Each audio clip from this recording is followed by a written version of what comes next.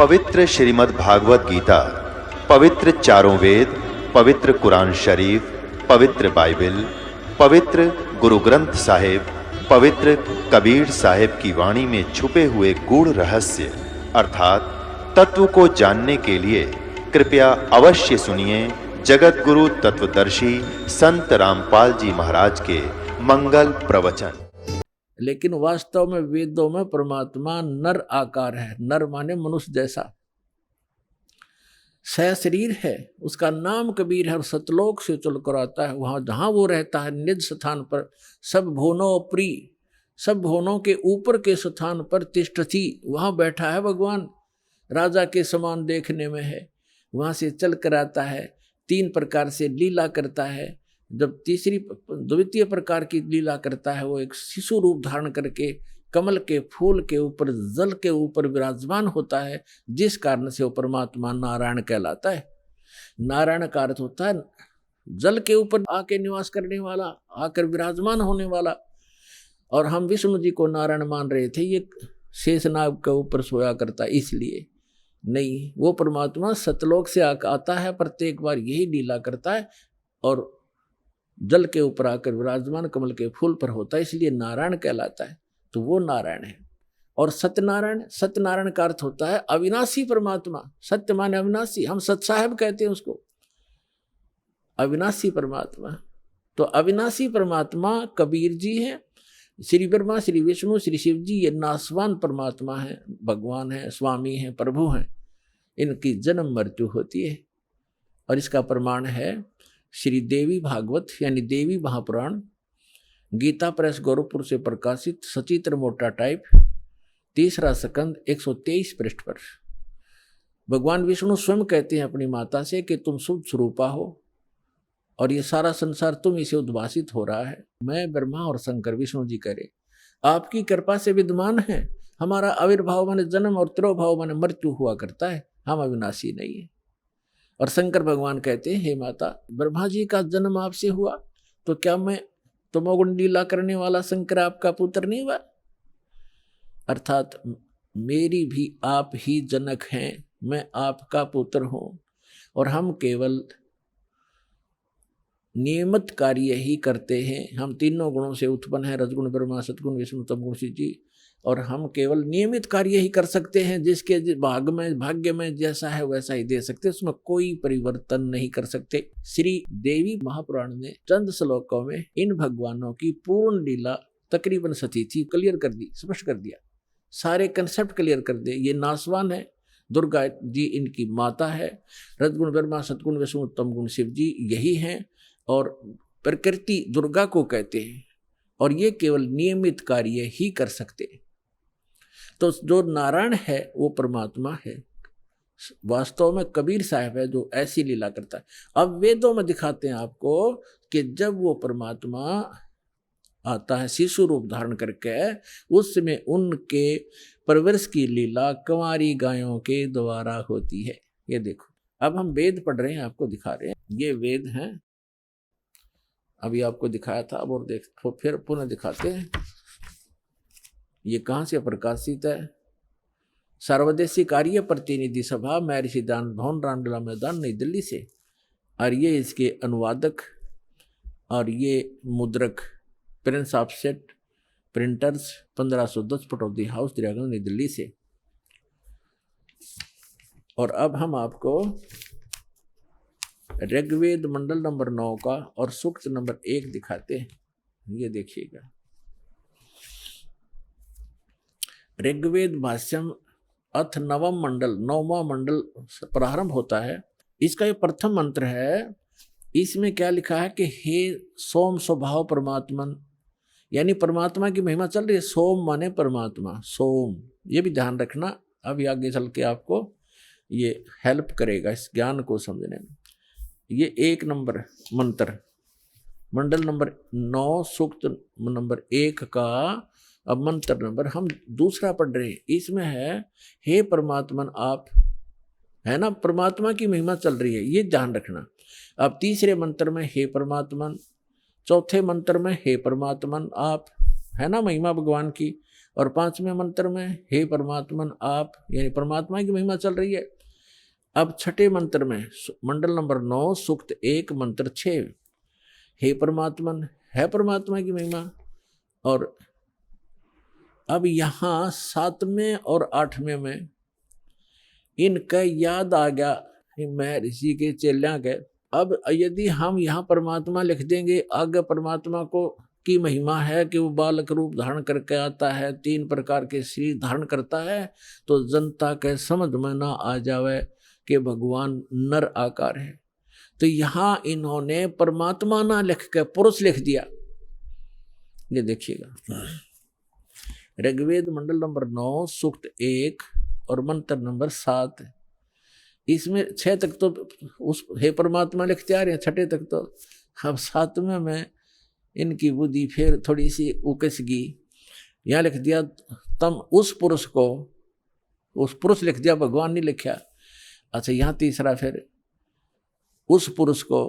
अब ये पुरुष और कंसेप्ट क्लियर करना पड़ेगा, पुरुष माने परमात्मा होता है। अब देखो महर्षि दयानंद के द्वारा ज्ञान दिया गया है कि परमात्मा निराकार है, और जिसको माना है आर्य समाज के व्यक्तियों ने, और पूरा विश्व ही माने बैठा है कि भगवान निराकार है। अब महर्षि दयानंद को हम छोड़ देंगे, क्योंकि हमने वेदों से प्रमाणित करना है कि वेद क्या कहते हैं। यजुर्वेद उन्हीं के द्वारा अनुवाद है, महर्षि दयानंद के द्वारा।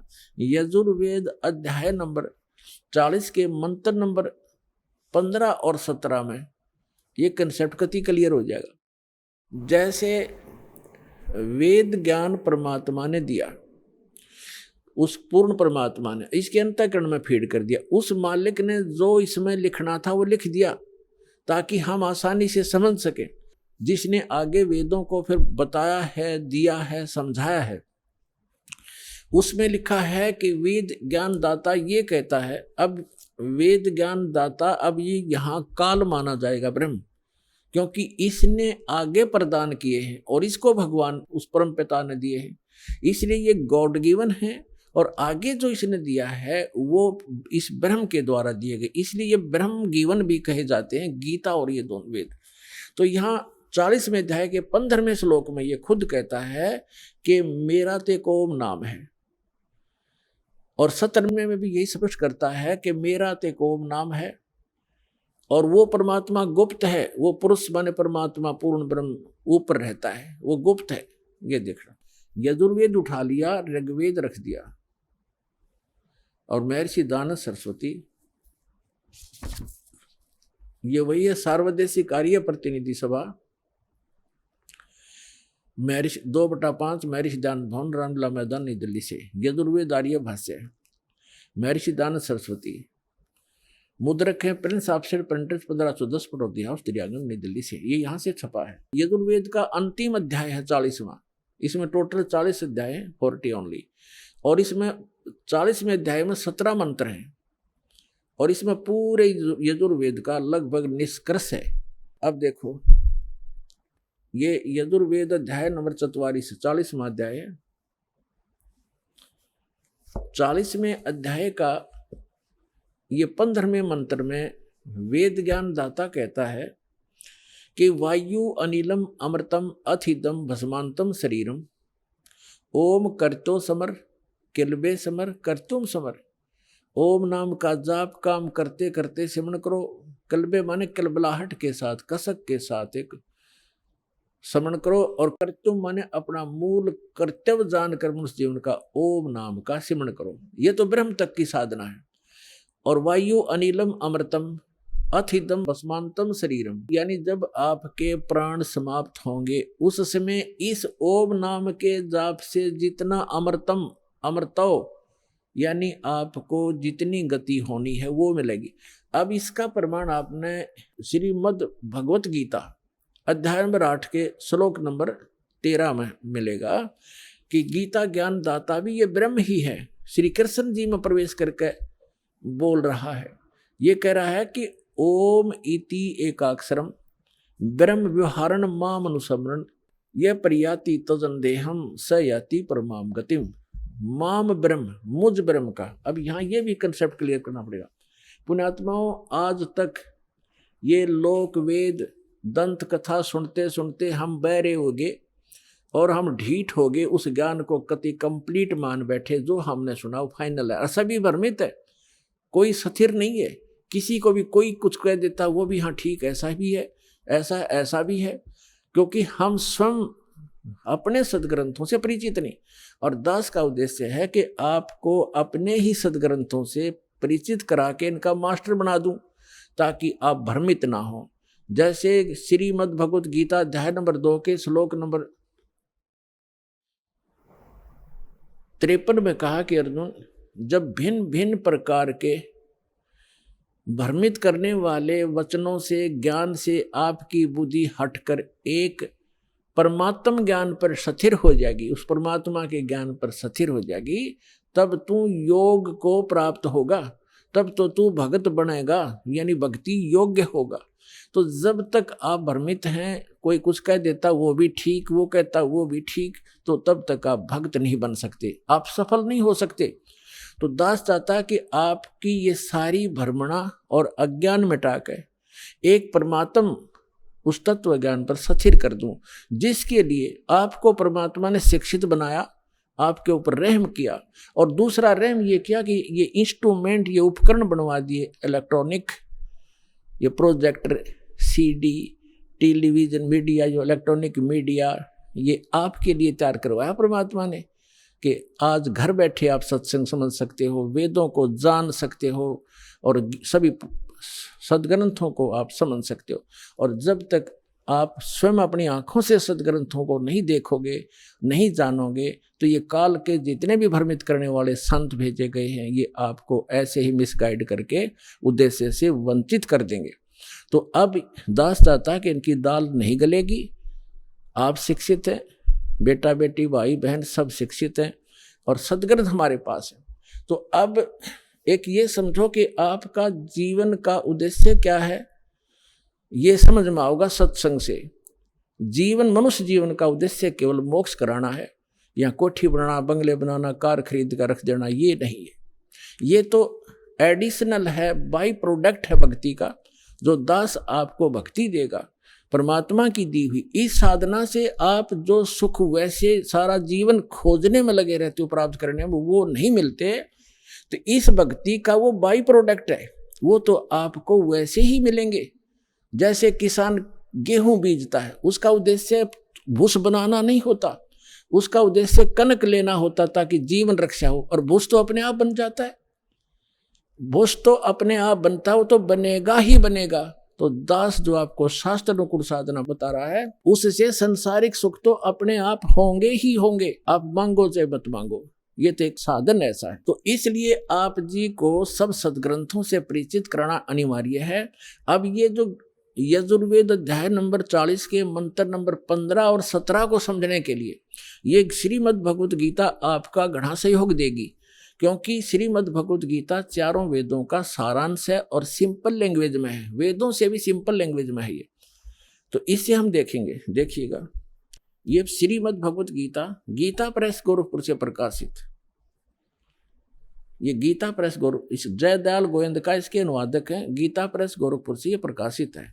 अब आपको दिखाते 8वें अध्याय का 13वां श्लोक, ये देखिएगा, अध्याय नंबर 8 और श्रीमद् भगवत गीता अध्याय नंबर 8 और श्लोक नंबर ये 13 है। हम संस्कृत पढ़ेंगे, हम पढ़े हैं, शिक्षित हैं, हम पढ़े लिखे हैं। ओम इति एकाक्षरम ब्रह्म व्यवहारण माम अनुसमरण ये प्रियाति तजंदेहम स याति परमाम गतिम। 13वां, इसका अर्थ है कि माम ब्रह्म, जो गीता ज्ञानदाता श्री कृष्ण में बोल रहे हैं, माम ब्रह्म, मुझ ब्रह्म का, ओम इति एकाक्षर, ये ओम एक अक्षर है, नथिंग एल्स, और व्यवहारण अनुसमरण उच्चारण करके सिमरण करता हुआ, ये प्रियाति तजंदेहम, सांस यानी शरीर छोड़कर जाते समय भस्मांतम शरीरम, वेद में यजुर्वेद अध्याय नंबर 40 के मंत्र नंबर 15 में भस्मांतम शरीर लिखा है, और इसमें लिखा है ये प्रियाति तजंदेहम स याति परमाम गतिम, ओम से मिलने वाली जो परम गति है वो इस इस तरह प्राप्त होगी मुझ ब्रह्म का, माम ब्रह्म, मुझ ब्रह्म का ओम इति एक अक्षरम, ये ओम एक अक्षर है, सुमन करता हुआ, उच्चारण करके सुमन करता हुआ ये प्रयाति तो जन देहम, जो शरीर छोड़कर जाता स याति परमाम गति, वो परम गति को प्राप्त होता। ओम से मिलने वाली परम गति, ओम से मिलने वाली कौन सी परम गति है? ब्रह्मलोक प्राप्त होता है, क्योंकि ये ब्रह्म का सिमरन है, मंत्र है। और 8वें अध्याय के 16वें श्लोक में गीता जी में लिखा कि ब्रह्मलोक में गए हुए प्राणी भी पुनर्जन्म मृत्यु में आते हैं, वो भी पूर्ण मोक्ष प्राप्त नहीं करते। लेकिन ये कंसेप्ट जो आज इतना ही क्लियर करना था कि ये ओम मंत्र ये ब्रह्म का है। और गीता ज्ञानदाता 8वें अध्याय के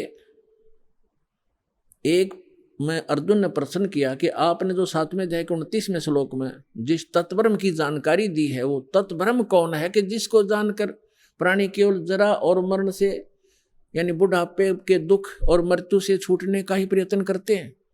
तो वो किम तत्ब्रह्म, जिसको जानने के बाद प्राणी यहाँ की किसी वस्तु की इच्छा नहीं करता। गीता ज्ञानदाता ने 8वें अध्याय के 3रे श्लोक में कहा कि वो परम अक्षर ब्रह्म है, वो तो परम अक्षर ब्रह्म है, यानी गीता ज्ञानदाता से अन्य वो सुप्रीम पावर है।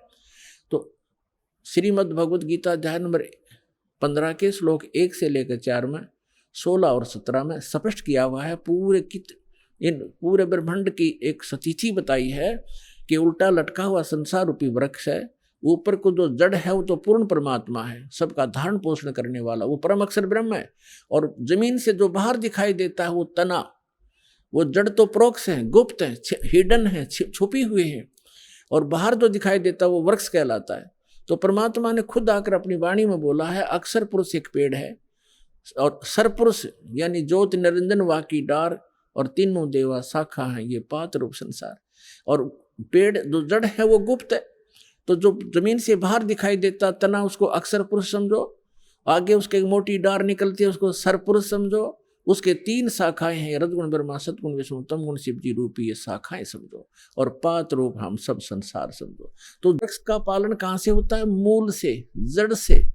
तो श्रीमद् भगवद गीता अध्याय नंबर 1 से लेकर 4 और 16 और 17 मंत्र में ये स्पष्ट किया गया है कि तत्वदर्शी संत की पहचान भी बताई है कि तत्वदर्शी संत वो होगा जो इस उल्टे लटके हुए संसार रूपी वृक्ष के सभी विभागों को भिन्न भिन्न बता देगा। ये पहले तो परमात्मा आए थे, तत्वदर्शी संत की भूमिका भी वही करके जाते हैं, इसलिए वो एक प्रसिद्ध कवि भी कहलाते हैं, लोकोक्तियों के माध्यम से, कविताओं के माध्यम से ज्ञान सुनाते हैं।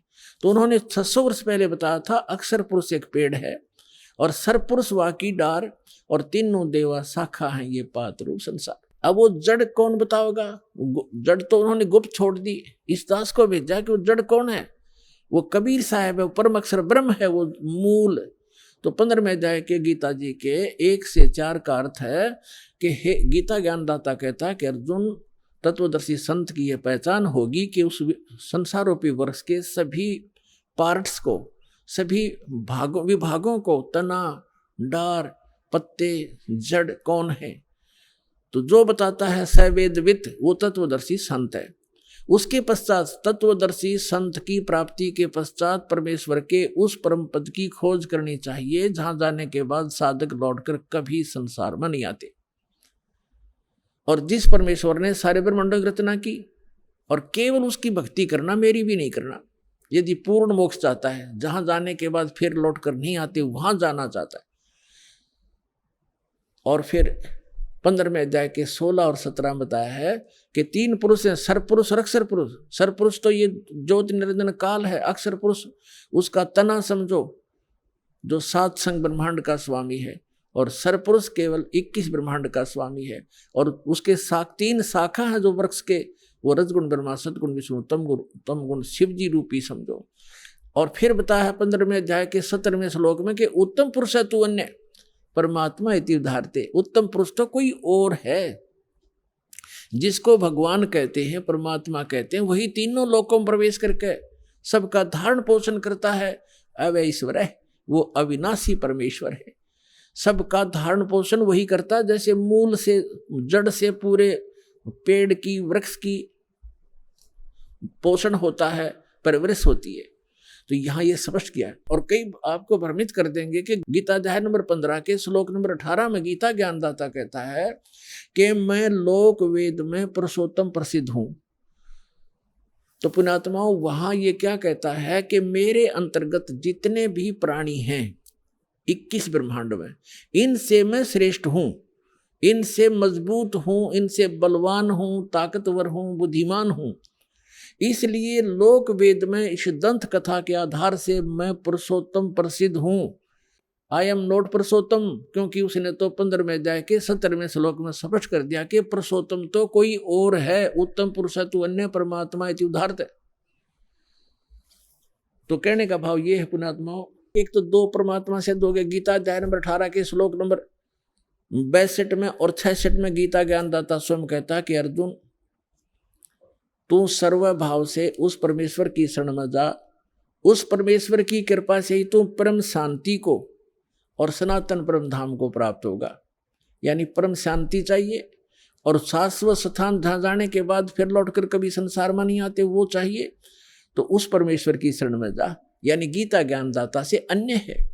और फिर उसके विषय में बताया कि चौथे अध्याय के 32 और 34 मंत्र में स्पष्ट किया है कि वो परमात्मा अपने मुख कमल से आके ज्ञान देता है, वो तत्व ज्ञान है।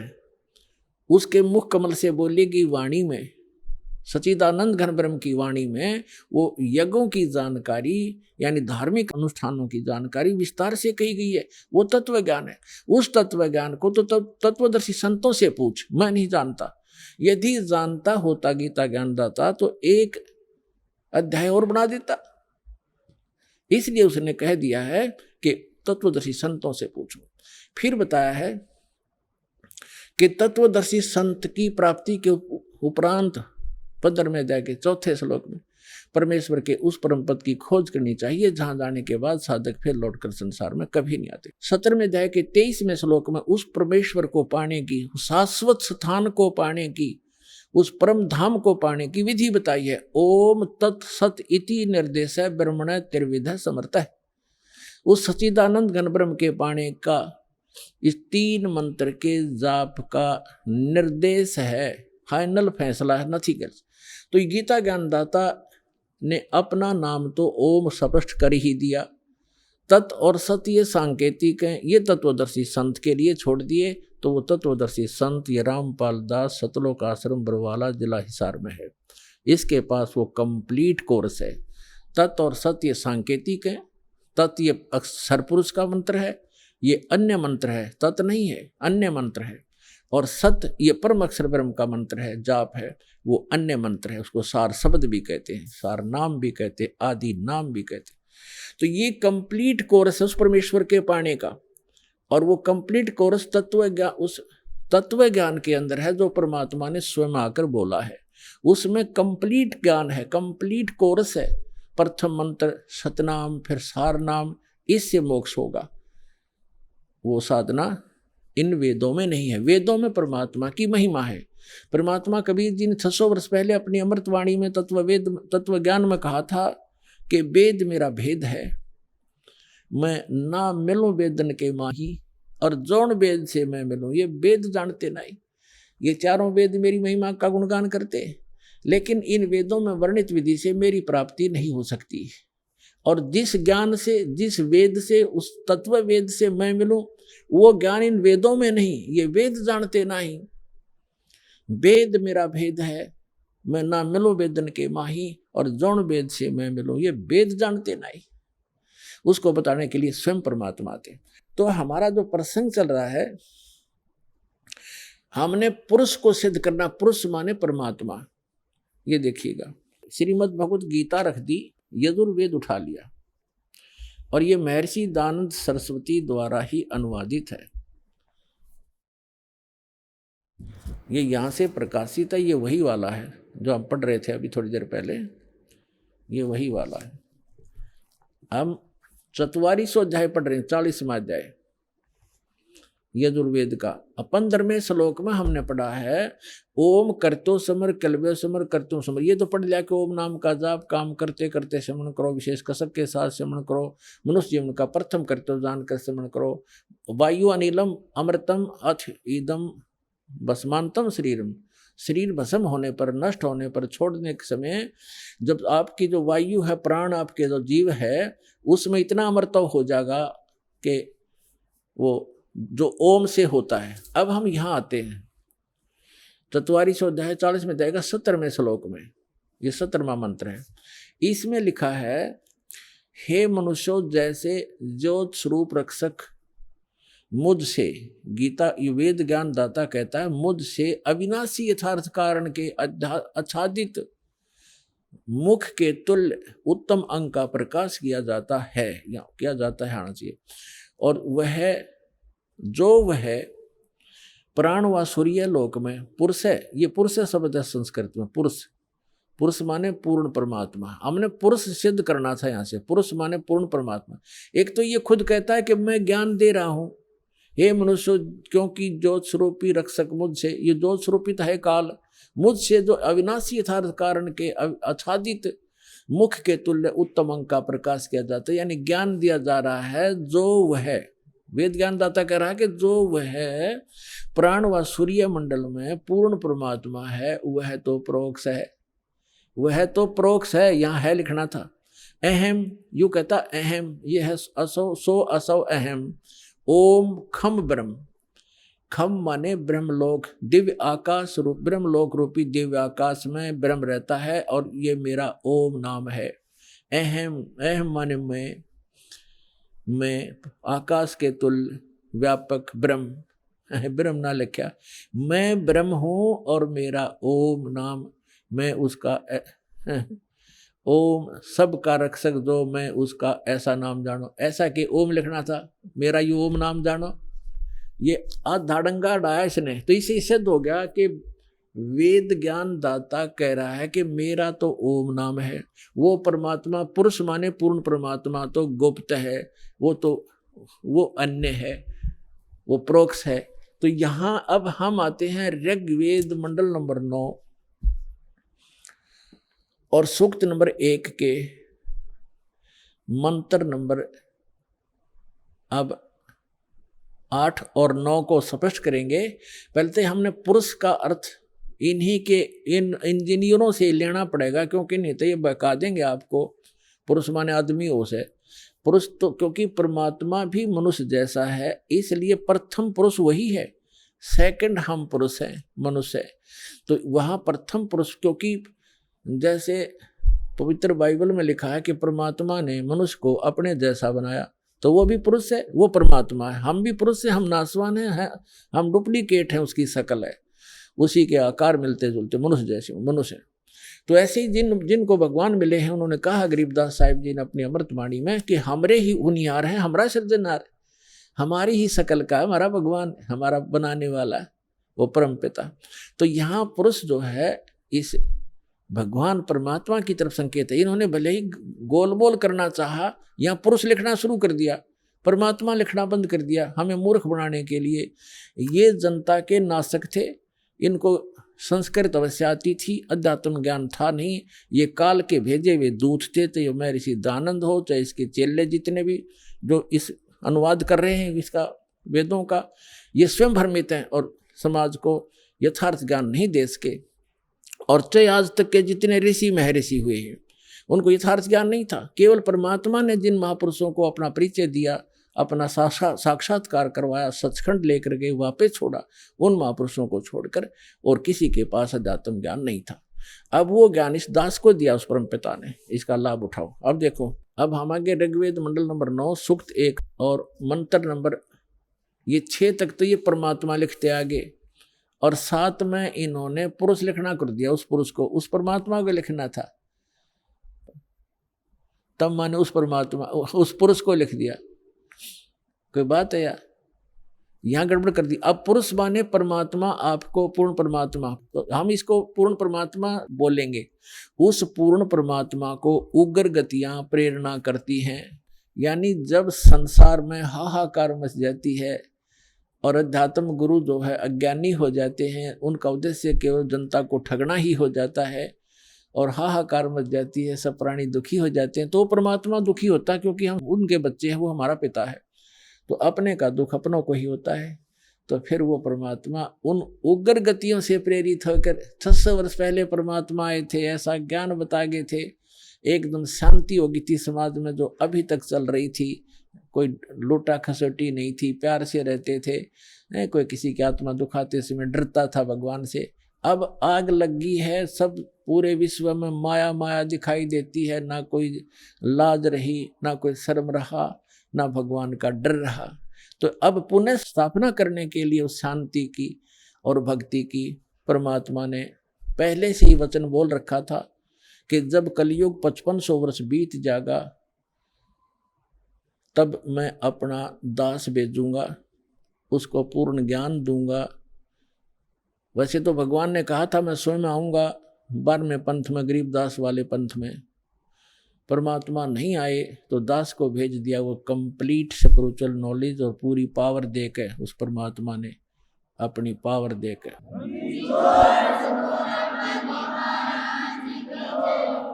तो अब पुनः स्थापना होगी शांति की।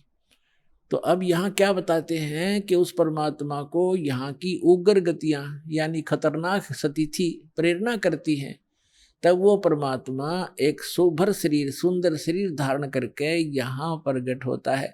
जैसे 600 वर्ष पहले आए थे, उस समय भी पूरे अध्यात्म मार्ग में लूटे खसोट चल रही थी, ऊत भूत की पूजा होती थी, ये धरे ढके पर ला रखा था सबको। तो परमात्मा ने आके पुनः स्थापना की थी और 64 लाख से सो गए थे उस धानक के, जिसको धानक कहते थे, दुल्हा कहते थे।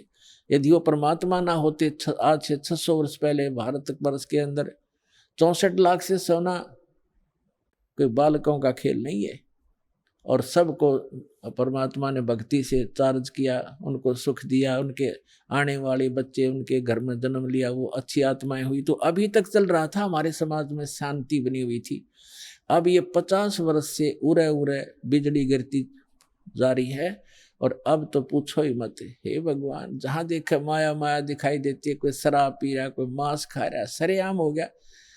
और कैसा हाहाकार, कोई सुल्फा पी रहा है, कोई बीड़ी पी रहा है, पूरा मानव दूषित और वातावरण दूषित हो गया। तो अब इस भक्ति से पुनः स्थापना होगी भक्ति की और विश्व में शांति की, परमात्मा का वचन है, ये तो होगा ही होगा। तो अब देखो क्या लिखा है, वेद क्या बता रहे हैं परमात्मा के विषय में, देखिएगा। हम ऋग्वेद मंडल नंबर 9 सूक्त 1 मंत्र नंबर अब 8 पढ़ेंगे। उस पुरुष माने परमात्मा को उग्र गतियां यानी भयंकर स्थिति प्रेरणा करती हैं और भासमान शरीर को यानी सुंदर शरीर को वह पुरुष, वह परमात्मा प्राप्त होता है।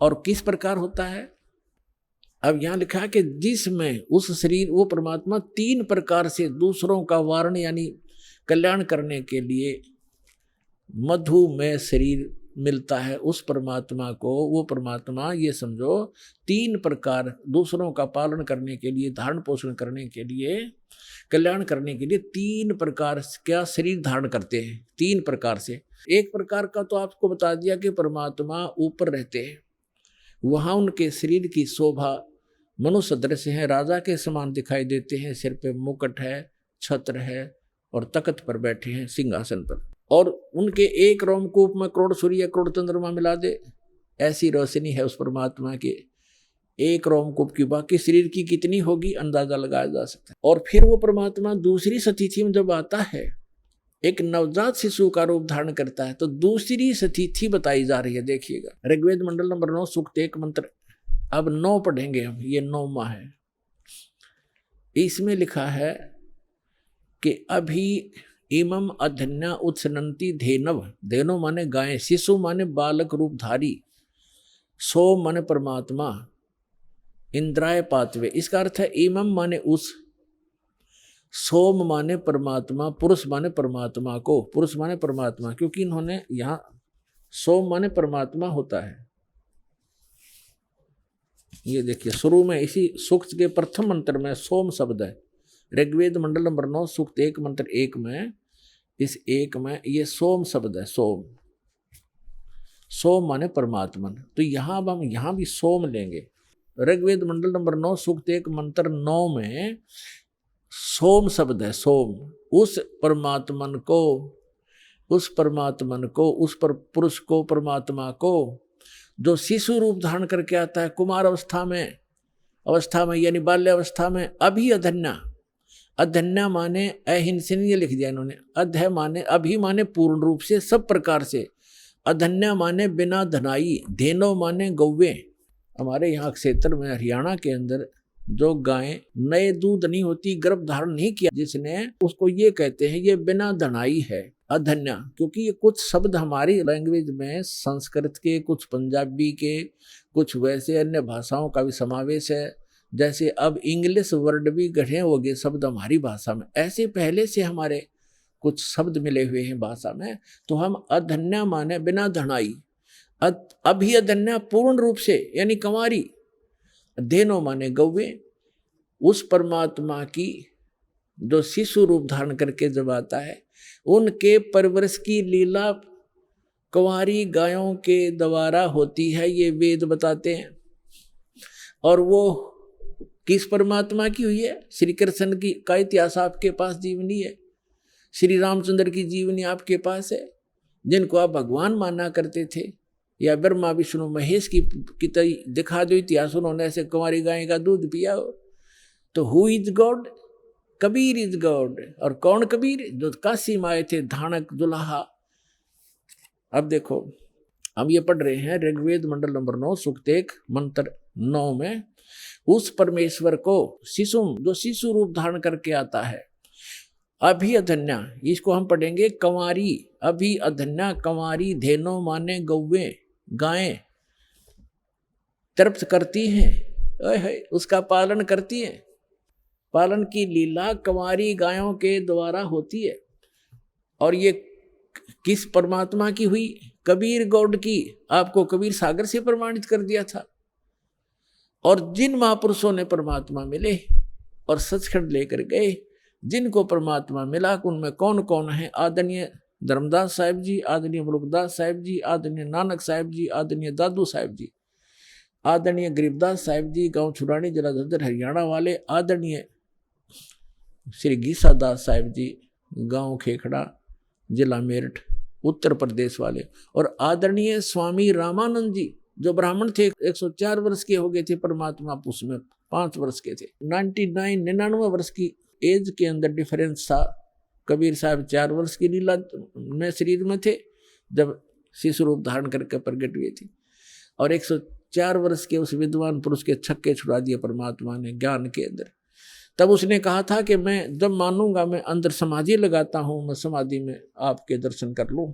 तो परमात्मा ने समाधि लगवाई उसकी, फिर लेके गए ऊपर सचखंड में।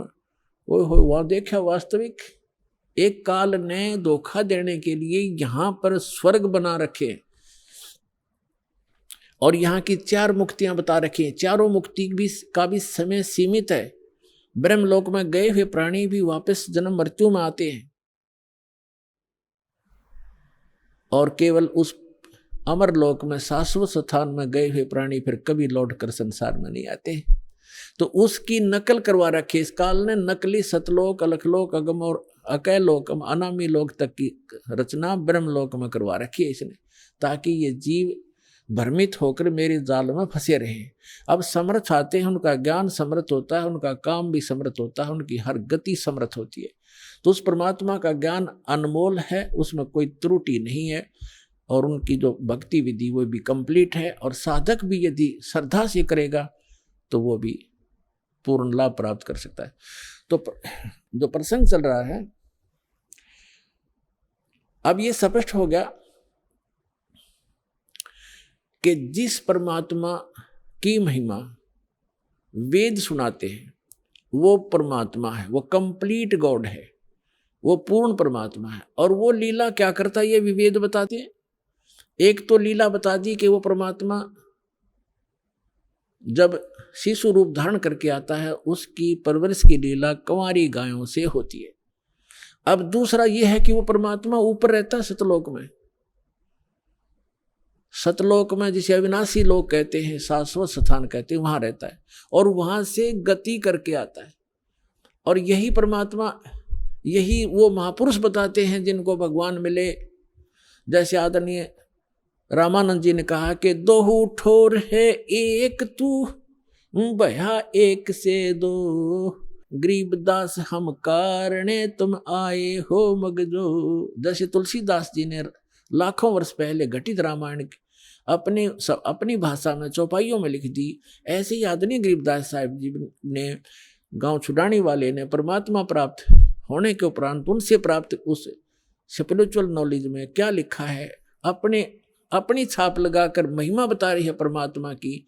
जैसे स्वामी रामानंद जी की और कबीर परमेश्वर जी की जो वार्ता हुई उस समय प्रत्यक्ष दृष्टा की तरह बताई है। गरीबदास जी इसलिए इसमें नाम आता है कि गरीबदास जी ने तुलसीदास जी की तरह परमात्मा, क्योंकि तुलसीदास जी केवल 3 लोक के भगवान के उपासक थे, वहीं तक सीमा थी उनकी बताने की, और ये गरीबदास साहिब जी परम अक्षर ब्रह्म के उपासक थे, उनके भेजे हुए महापुरुष थे, उनसे परिचित थे। तो उन्होंने उस महापुरुष की महिमा बताई है कि रामानंद जी और कबीर परमात्मा की जब गोष्ठी हुई तो रामानंद जी को परमात्मा सचखंड लेकर गए, सतलोक लेकर गए, शास्त्र स्थान दिखाया और बताया कि जो आपके यजुर्वेद अध्याय नंबर 40 के मंत्र नंबर 17 में लिखा है कि वो परमात्मा तो गुप्त है, प्रोक्ष है, और वही परम अक्षर ब्रह्म है, सबका धारण पोषण करता है। गीता अध्याय नंबर 18 के श्लोक नंबर 62 में, गीता अध्याय नंबर 15 के श्लोक नंबर 4 में जो बताया स्थान, वो ये स्थान है, और मैं स्वयं परमात्मा हूँ। हम ही अलख अल्लाह हैं कुतुब गोस और पीर, गरीबदास खालिक दनी हमरा नाम कबीर। ए स्वामी सृष्टा में और सृष्टि हमारे तीर, दास गरीब अधर रहूं ऊपर बसता हूँ, और अवगत सत कबीर। मैं हूँ वो परमात्मा, ऊपर रहता हूँ। फिर वो दिखाया सचमुच। तब रामानंद जी ने कहा था कि दोहू ठोर है एक तू और भया एक से दो, कह गरीबदास हम कारणे तुम आए हो मगजो। मगजो माने सफर करके वहां से चल कर आए हो। आदरणीय गरीबदास साहिब जी ने कहा कि अजब नगर में ले गए हमको सतगुरु आन, और जल के ब्रह्म अगाध गति वहां सूते चादर तान। गरीबदास साहिब जी ने कहा कि अलल पंख अनुराग है सुन मंडल रह थीर, सुन में रहते हैं परमात्मा सथिर, और दास गरीब उधारिया मुझे सतगुरु मिले कबीर। अनंत कोट ब्रह्मांड का एक रति नहीं बार, और सतगुरु पुरुष कबीर हैं ये कुल के सर्जनहार। हम सुल्तानी नानक तारे दादू को उपदेश दिया, जात जुलाहा भेद नहीं पाया, वो काशी माए कबीर हुआ। अब इतने परमाणु उन महापुरुषों के हैं जिन्होंने भगवान को देखा, उन्होंने ये बताया कि वो परमात्मा ऊपर रहता है, और स्वयं भी परमात्मा खुद कहते हैं मैं वहां ऊपर रहता हूँ। अवगत सत कबीर दास गरीब अधर बसूं, ऊपर रहता हूं मैं। आइए अब हम उन श्रद्धालुओं के अनुभव जानते हैं जो जगत गुरु तत्वदर्शी संत रामपाल जी महाराज जी से दीक्षा प्राप्त कर चुके हैं तथा उनके द्वारा बताए गए भक्ति मार्ग पर चल रहे हैं। नमस्कार सर। नमस्कार सर। सर क्या नाम है आपका? ललित राम साहू नाम है मेरा। ललित जी आप कहाँ से हैं? मैं सर मुकाम पोस्ट सिंहपुर, तहसील कुरूद, जिला धमतरी, छत्तीसगढ़ का रहने वाला हूँ। ललित जी, संत रामपाल जी महाराज से नाम दीक्षा आपने कब ली? सर मैंने 13 जनवरी 2018 को नामदान लिया मालिक से। संत रामपाल जी महाराज से नाम दीक्षा लेने से पहले आप क्या भक्ति साधनाएं करते थे? जी सर, मैं संत रामपाल जी गुरु महाराज जी से नाम दीक्षा लेने से पहले मेरी पूरी उम्र जो है कहना चाहिए छोटेपन से, करीबन मैं 5वीं पढ़ता था तब से मैं गायत्री परिवार से जुड़ा हुआ था, और गायत्री परिवार में रह करके ही पूरा यानी कि मैंने भक्ति साधना गायत्री की ही करी है। हुआ क्या, जब मैंने कि पूरा पढ़ करके मेरी शादी हुई, शादी होने के बाद में शांति कुंज हरिद्वार चले गए हम दोनों पति पत्नी, और वहाँ 1 महीने की अपना कर्मकांड की ट्रेनिंग होती है और 15 दिन की परिवाजक की ट्रेनिंग। तो ये ट्रेनिंग करने के बाद में मेरे को गायत्री शक्तिपीठ सिवनी मालवा परिवाजक बना करके भेज दिया गया, और जब मैं वहाँ पहुँचा परिवाजक बन करके तो मेरे को काम दिया था आसपास के क्षेत्र में प्रचार प्रसार का। तो मैंने 3 महीना तक के प्रचार प्रसार खूब किया।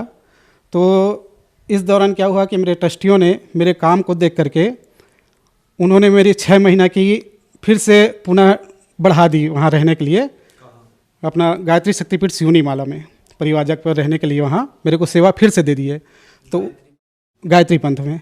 तो हुआ क्या, इसी दौरान वहाँ के जो पंडित जी थे जो मेरे से पहले पूजा पाठ करते थे, तो वो पंडित जी महान तांत्रिक थे। तो उन्होंने मेरे को 3 महीने का चैलेंज किया था कि तुम 3 महीना में यहाँ से चले जाना और नहीं तो भुगतने के लिए, इसका परिणाम भुगतने के लिए तैयार रहना। तो मेरे को अपने गुरुजी के ऊपर बहुत भरोसा था, क्योंकि मैं पूर्ण समर्थ सत्ता मानता था पंडित श्री राम शर्मा आचार्य जी को। लेकिन हुआ क्या कि वास्तविक में 3 महीना बीतने के बाद में मेरे को तो परेशानी नहीं हुई, लेकिन मेरी पत्नी को परेशानी होने लगी। यानी इतनी बीमारी दी है उसने कि एक बीमारी करता नहीं कि दूसरी बीमारी शुरू, एक बीमारी करता नहीं दूसरी बीमारी शुरू। मैं इतना परेशान हो गया सर जी कि मैंने पूरा वहाँ पर के जितने यानी कि होशंगाबाद क्षेत्र के डॉक्टरों को दिखाया, बड़े बड़े हॉस्पिटल में ले गया, भोपाल हॉस्पिटल में ले गया, भोपाल के पीपुल्स हॉस्पिटल है, मेमोरियम हॉस्पिटल है, वहाँ ले गया। लेकिन वहाँ यही बताते थे कि क्या बहुत ज़्यादा सफ़ेद पानी की शिकायत थी। तो सफ़ेद पानी का मेरे को सलाह दिए कि भाई इनका यूट्रस को निकाल दो, ठीक हो जाएगी। तो मैं खंडवा हिंदुजा हॉस्पिटल ले गया था और वहाँ जा कर के उनके यूट्रस को निकाल दिया। उसके बाद में फिर चेस्ट में गठाने हो गए, चेस्ट में गठाने हुए तो चेस्ट का भी ऑपरेशन करने के बोला। तो मेरे पास पैसे को उतनी कमी थी भगत जी सर जी, तो मैंने यानी कि नहीं करवाया उसका ऑपरेशन। और उसके बाद में फिर यानी कि इतनी तकलीफ बढ़ गई कि एक के बाद एक इलाज, यानी एक के बाद एक बीमारी इतनी ज़्यादा हो गई उनको कि कभी तो पूरा यानी कि हाथ पैर में दर्द होना, कभी सुस्त हो जाना, बिल्कुल गिर पड़ना, इतनी यानी कि बहुत ज़्यादा बीमारी से त्रस्त हो गया था। मेरे को ऐसा लगा कि मैं तो 2 बार भगत सर जी, आप मानोगे नहीं, मैंने 2 बार यानी गायत्री परिवार में रहते ही, सेवा करते हुए भी मैंने 2 बार जहर ला लिया था कि हम दोनों खा जाएंगे, खा कर मर जाएंगे ऐसे करके। फिर बच्चे के ऊपर देखा, बच्चा छोटा था तो उसके ऊपर ध्यान जाता था कि नहीं मालिक अगर हम मर जाएंगे तो इसका क्या होगा ऐसे करके। तो दोनों बार पुड़िया को फेंक दिया मैंने, नहीं खाएंगे ऐसे करके। फिर उसके बाद में मैंने यानी कि इतना ये कर लिया कि मैं क्या करूं मालिक। मैं तो यानी कि मेरे वहाँ मंदिर में 3 देवियाँ थी, एक गायत्री जी, एक दुर्गा जी, एक सरस्वती जी। तीनों देवियों को मैं लड़ता था रोज़। एक बार तो डंडा पकड़ के खड़ा हो गया था कि तुमको मारूंगा मैं ऐसे करके, क्योंकि मेरे से इनका दुख देखा नहीं जाता था, मेरी पत्नी का इतनी ज़्यादा परेशानी होने लगी थी। तो फिर आखिर में मैंने उनसे कहता था कि भाई तुम में अगर दम नहीं है तो मेरे को दूसरा जगह भेजो, कहीं तो इनका इलाज हो सके ऐसे करके। डॉक्टर है रघुवंशी जी, उसने स्पष्ट कह दिया कि इसको मेंटली बीमारी है और कुछ नहीं है ऐसे करके। तो फिर मैंने क्या किया कि बैगागुनिया के चक्कर में आ गया वहाँ। तो आसपास के क्षेत्र में भी यानी कि इतने ज़्यादा मैंने गया, यहाँ तक कि मेहंदीपुर बालाजी ले गए उनको। और उसके बाद में मेहंदीपुर बालाजी में भी ठीक नहीं हुआ तो फिर उनको मैंने उज्जैन महाकाल जहाँ 52 कुंड है वहाँ ले गया। तो 52 कुंड के पानी को भी मैंने ला करके नहलाया। उसके बाद भी यानी कि क्या बोलते कहीं से कहीं तक के कोई फ़ायदा नहीं हुआ। इतनी ज़्यादा परेशानी भगत जी कि मैं कह नहीं सकता। मैं यानी कि यही सोच लिया था कि अब तो मर जाएंगे, कोई मतलब नहीं। आखिर में क्या हुआ भगत जी, जब मैं यानी कि जाता था दूसरों के पास में, झाड़ा वालों के पास में, तो मेरे को कहते थे कि आप जो हैं इनको क्या बोलते हैं, जो पुराने पंडित जी थे गायत्री मंदिर के, वो इनको किए हैं। तो इनके ऊपर क्या बोलते हैं, एक साधु बाबा की आत्मा और एक ब्रह्म राक्षस, ये 2 चीज़ डाल दी हैं इनके ऊपर ऐसे करके। आखिर में उस पंडित जी के पास में गया मैं और हाथ जोड़ करके उनसे प्रार्थना किया कि पंडित जी आप एक काम करो, ये गायत्री मंदिर की चाबी लो और मेरे को क्या बोलते हैं इनके शरीर में जो आपने डाला है उसको निकाल दो। तो उसने क्या किया, अरे मैं क्यों डालूंगा, मैं काहे के लिए तुम्हारे ऊपर दुश्मनी लूँगा, ऐसा करके उसने कहने लगा। तो इनके शरीर में वो खुद ही आ गया और उसने डांट दबाव करके बोलने लगा, चुप, झूठ बोलता है ऐसे करके। फिर बोलने लगा, तेरे को नहीं मालूम कि मैं कौन हूँ, नहीं जानता मेरे को, कहाँ रखा है तूने छुपा करके, ऐसा करके वो पंडित जी से बोलने लगा। तो पंडित जी फिर कहने लगा, अच्छा अच्छा तुम ब्रह्म राक्षस हो क्या? कहते, हाँ बेटा मैं ब्रह्म राक्षस हूँ ऐसे करके। फिर सेकंड नहीं लगा, उसके बाद में उसकी इनके मेरे पत्नी के धर्मपत्नी के शरीर में दूसरा चीज़ प्रवेश हो गया। बोले साधु आत्मा, मेरे को जानता है कि नहीं जानता है रे, ऐसा करके पूछने लगा। तो फिर वो कहने, अच्छा अच्छा तुम साधु बाबा हो क्या, ऐसे करके। फिर क्या हुआ भगत जी, जब इस प्रकार से कहने लगा तो मैंने कहा उनसे हाथ जोड़ करके, अब पंडित जी आप हमारे ऊपर दया करो, हम नहीं रहेंगे यहाँ, आप ये चाबी लो और हम चल देंगे जहाँ की हमारी डेरा है वहाँ, ऐसे करके। तो उसने कहा कि वो पूछा ना, जब बताया कि हाँ हाँ तुम ये हो और तुमको मैंने क्या बोलते हैं गायत्री मंदिर के जस्ट छोटा सा कोना में एक कमरा बना है भगत जी, वहाँ उसने छुपा करके रखा है। और वो खुद स्वीकारा कि मेरे घर में मैंने चबूतरा बना रखा है साधु बाबा की आत्मा को और ब्रह्म राक्षस उसके पिताजी थे, उसने अपने पिताजी को जगा रखा था। तो उन्होंने स्पष्ट बोल दिया कि भाई तुम्हारी भोग में लिखा है, तुम भोगो, मैं कुछ नहीं करूँगा ऐसा करके। तो मैंने अपनी पत्नी से कहा कि भाई अब क्या करेंगे, अब तो कोई रास्ता ही नहीं बचा है, अब यहाँ कोई है नहीं हमारा, अगर आप यानी कि क्या बोलते हैं यहाँ रहेंगे तो मर जाओगे तो फिर क्या करेंगे, इससे अच्छा चलो घर चलते हैं। तो भगत जी सर जी मैंने यानी कि सन 2016 में वहाँ से त्याग पत्र दे करके घर चल दिया। सर जी मेरे को मैनेजमेंट द्वारा, गायत्री परिवार के द्वारा मेरे को पंडिताई का काम सौंपा गया था। पूरा आसपास में प्रचार प्रसार करने का काम सौंपा था। मैं यानी कि पंडिताई करता था, वहाँ हर पूजा पाठ करता, टोटल यानी कि जितने भी धर्मशास्त्र में पूजा पाठ का उल्लेख दिया है ये सारे पूजा पाठ में करता था। और उसके बाद में फिर क्या बोलते हैं, लोग आते थे समस्या लेकर के, तो समस्या का निदान भी करता था मैं। किसी के लिए पाठ किया, किसी के लिए पूजा करवाया, तो वो सब करता था मैं। तो उनको फ़ायदा हो जाता था भगत जी, लेकिन मेरे को कोई फ़ायदा नहीं होता था। मैं जो है बहुत ज़्यादा इनकी तबीयत से परेशान था। मैंने 18 साल तक तो परिवाजा का, गायत्री मंदिर में रह करके परिवाजा की काम किया, सेवा का काम किया, वहाँ मंदिर का आसपास में पूरा प्रचार प्रसार किया। और 18 साल से ही मैं परेशान था, मान के चलो, क्योंकि मेरे को वो पंडित जी ने कह दिया था कि तुम 3 महीना से यहाँ से चले जाना, लेकिन नहीं जाओगे तो परिणाम भुगतना ऐसा करके। तो भगत जी मैं वास्तविक में 3 महीना, मेरे को अपने गुरु के ऊपर बहुत ज़्यादा भरोसा था। मैं यही कहता था कि मेरा तो गुरु समर्थ है, मेरे को कुछ नहीं हो सकता। तो इतना ज़्यादा मैं अपने आप पर ही घमंड करता था। फिर मैं वहाँ से घर चला गया और इनकी तबीयत इतनी ज़्यादा खराब कि अब तो मेरे को लगता था कि ये मर जाएगी, अब बचेगी नहीं। फिर मैंने कहा कि क्या करूं, ऐसे करके एकदम मैंने कि माथा पकड़ कर बैठ गया, मैं कैसे करूं मालिक, क्या करूं, किसको लगाऊं फ़ोन ऐसे करके। तो इस दौरान क्या हुआ, मैंने अपने ससुर जी को फ़ोन लगाया और उनको बताया कि आज राधिका जो है ख़त्म हो जाएगी, नहीं बचेगी, आप लोग आ जाओ ऐसे करके। क्योंकि इनकी तबीयत इतनी ज़्यादा ख़राब हो गई भगत जी कि मैं कुछ नहीं कह सकता ऐसे करके, वो ना जाने कब चले जाए ऐसे करके। तो मेरे को हमारे ससुर जी कहने लगा कि आप एक काम करो, आप जो है रामपाल जी महाराज को 2 मिनट प्रार्थना करो, उनको बताओ ऐसे करके। तो भगत जी सर जी मैं क्या बताऊं, मैं जब गायत्री परिवार में था तो संत रामपाल जी के महाराज के बारे में मैंने इतने घटिया प्रचार किए हैं, इतने मालिक को गलत बोला है कि मैं कह नहीं सकता। आज जब मेरे को मालूम हुआ भगत जी, तो मैं कि अपने आप को कोसता हूँ कि क्या कह डाला मैंने मालिक को ऐसे करके। तो हुआ क्या कि उन्होंने कहा कि आप 2 मिनट मालिक को प्रार्थना करो। तो मैंने ससुर जी के कहने लगा कि ससुर जी आप ऐसे बोल रहे हो, मैंने अपने मुख से हमेशा गाली ही दी है इनको, क्योंकि गायत्री परिवार में जब भी था ना तो मैं गलत प्रचार करता था। इनके पुस्तक को मत पढ़ो, इनके पुस्तक में जादू टोना है, मोहनी कर रखा है, ऐसे बिल्कुल मत पढ़ो इसको ऐसे करके हम खुद प्रचार प्रसार करते थे। मैंने कईयों गाली दी मालिक को। फिर क्या हुआ कि चलो ठीक है, अब सब कुछ कर लिए हैं, आखिरी समय एक बार और प्रार्थना करके देख लेते हैं, जैसे भी हो सकता है। मालिक के बारे में सुना तो है कि ये महात्मा हैं, पूर्ण संत हैं, पूर्ण भगवान है ऐसे करके, तो चलो प्रार्थना करने में क्या जाता है ऐसे करके। तो भगत सर जी आप यकीन नहीं करोगे, मैंने रोते रोते प्रार्थना की मालिक को कि मालिक वास्तविक में मालिक संत रामपाल जी गुरु महाराज को मैंने यही कहा कि हे संत रामपाल जी गुरु महाराज जी, अगर वास्तविक में आप भगवान हो और आप धरती पर आए हो तो इनको ठीक कर दो।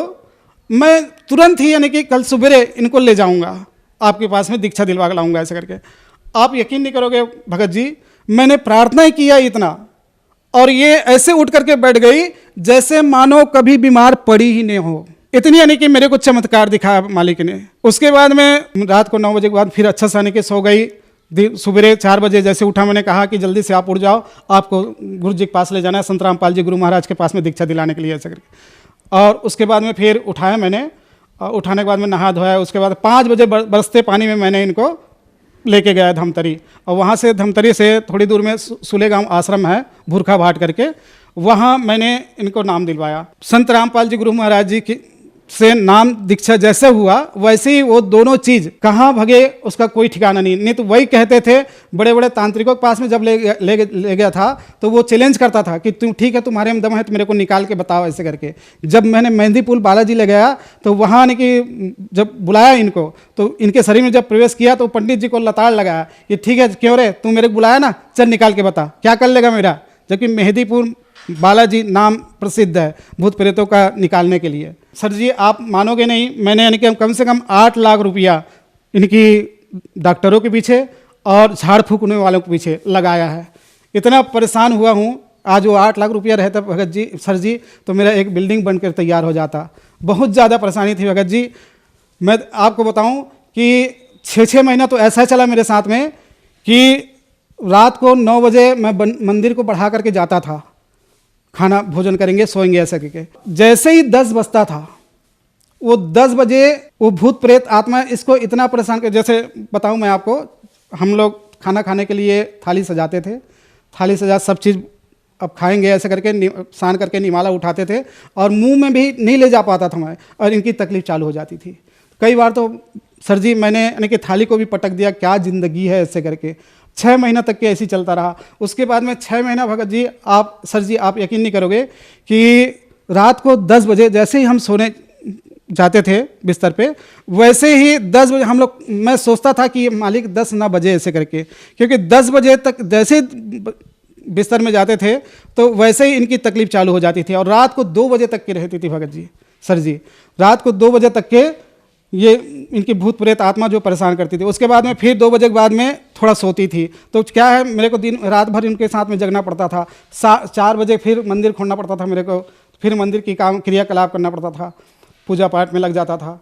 तो फिर वही यानी कि इतने ज़्यादा परेशानी भगत जी मैं कह नहीं सकता, बहुत ज़्यादा। मैं तो यही सोचता था मालिक मेरे को मार लो तो ठीक है ऐसे करके। तो जब गुरु रामपाल जी महाराज की शरण में ले गया इनको, तब वो भूत जो है कहाँ गया वो आज तक के नहीं पता नहीं चला भगत जी, और आज बिल्कुल सही हैं।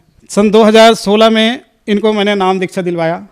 सर आप गायत्री परिवार में 18 साल से महंत थे, 24 साल से आप वहाँ जुड़े रहे। वहाँ आपको कोई लाभ नहीं हुआ, बल्कि आपकी आर्थिक स्थिति और शारीरिक स्थिति खराब होती चली गई। फिर आप संत रामपाल जी महाराज की शरण में आए और आज आप ठीक हैं और आप टीवी पर इंटरव्यू दे रहे हैं। तो जो गायत्री परिवार वाले आपको देख रहे हैं उनके लिए आप क्या कहना चाहेंगे? हाँ सर जी, मैं एक चीज़ और बताना चाहता हूँ कि वास्तविक में गायत्री परिवार और गुरु महाराज में बहुत बड़ा भेद है, दिन रात का फासला है। जब मैं गायत्री परिवार में था तो मैंने ये देखा, आकलन किया, जब मैं इस परिवार से जुड़ा, जब मेरे को मालूम हुआ संत रामपाल जी गुरु महाराज जी से, तो मैंने आकलन किया तो वास्तविक में गायत्री परिवार और रामपाल जी गुरु महाराज के जो उनके उद्देश्य हैं, इनमें ज़मीन आसमान का फ़र्क है। कैसे ज़मीन आसमान का फ़र्क है? ये गायत्री परिवार में सिर्फ नारा तक के सीमित है भगत जी सर जी। गायत्री परिवार टोटल नारा तक सीमित है। नारा इनका कुछ कहता है, कथनी करनी भिन्न जहाँ, धर्म नहीं पाखंड वहाँ। ये नारा था उनका मेन, है ना, कथनी करनी भिन्न जहाँ, धर्म नहीं पाखंड वहाँ। और वास्तविक में कथनी इनकी कुछ थी, करनी इनका अलग है। क्योंकि मैंने देखा है, जैसे एक चीज़ बताऊँ, हम लोग चिल्लाते थे कि दहेज प्रथा बंद हो बंद हो बंद हो करके नारा लगाते थे, लेकिन टोटल हर गायत्री परिवार का इंसान दहेज लेता है, शादियां में बहुत ज़्यादा खर्च करता है। और दूसरी बात मैंने देखा कि हम लोग नशा मुक्ति के लिए, नशा नाश का जड़ है भाई, इनका फल अति दुखदाई, ऐसे नारा लगाते थे। लेकिन हर गायत्री परिवार आज की डेट में कुछ ना कुछ कोई ना कोई नशा से लिप्त है।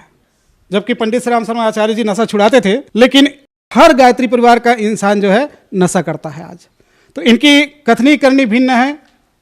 और एक चीज़ और बताऊं कि इसमें लिखा है कथनी करनी भिन्न जहाँ, धर्म नहीं पाखंड वहाँ। लेकिन पंडित श्री राम शर्मा आचार्य जी ने टोटल पाखंडवाद को ही बढ़ावा दिया है। कैसे? अब छोटा सा जन्मदिन मनाना है तो उनका पूजा कराओ, कोई शांत हो गया तो उनकी पूजा कराओ, नाम नहीं है तो नाम संस्कार कराओ। ऐसे यानी कि 16 संस्कार जो बोलते थे, ये 16 संस्कार उन्होंने उजागर कर दिया। यानी टोटल पाखंडवाद चलाने का सारा से गायत्री परिवार को जाता है, ये मैंने देखा। और जब मालिक के शरण में आया, संत रामपाल जी गुरु महाराज के शरण में, तो यहाँ कथनी और करनी एक है। यहाँ नशा नहीं करना यानी नहीं करना, दहेज नहीं लेना नहीं लेना। यहाँ मालिक के दरबार में तो आप एक बंदे को भी बता दो मेरे को नशा करते हुए, यहाँ बिल्कुल कथनी और करनी एक सी है। धन्यवाद सर। सच है।